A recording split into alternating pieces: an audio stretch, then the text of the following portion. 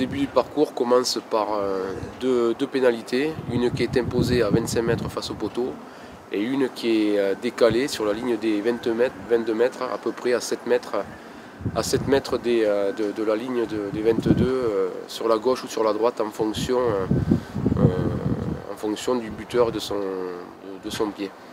Ensuite, le parcours de base débute par un premier coup de pied qui est le coup d'envoi, le tout chronométré, bien évidemment. Le coup d'envoi se fait à 3 mètres des poteaux dans l'axe. L'objectif, c'est que le ballon passe au-dessus de la barre et tombe dans une cible précise derrière les poteaux.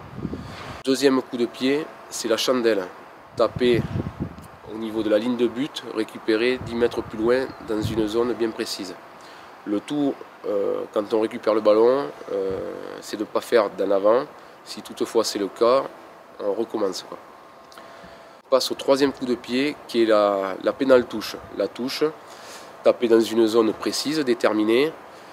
L'objectif, c'est que le ballon passe au-dessus des poteaux, au-dessus de la barre. Si toutefois on est amené à le manquer, on recommence où il y a des endroits où il y a des ballons qui sont dans des zones. Quatrième coup de pied, le coup de pied rasant, qui est situé à peu près à 10 mètres dans l'axe des poteaux. L'objectif, c'est que le ballon passe entre les poteaux. On le récupère derrière la ligne, dans le but, et c'est de l'aplatir ou de le récupérer sans faire d'en avant. Si toutefois on fait d'en avant, on le recommence. Cinquième coup de pied, c'est le coup de pied par-dessus.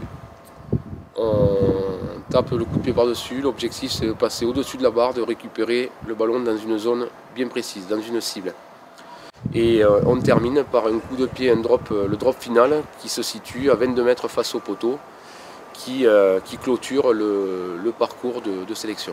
Évidemment, le parcours est chronométré, d'où l'intérêt justement d'allier la partie technique, de tenir compte justement de ces paramètres-là, étant donné que c'est chronométré, c'est les meilleurs chronos qui sont pris à l'issue du parcours.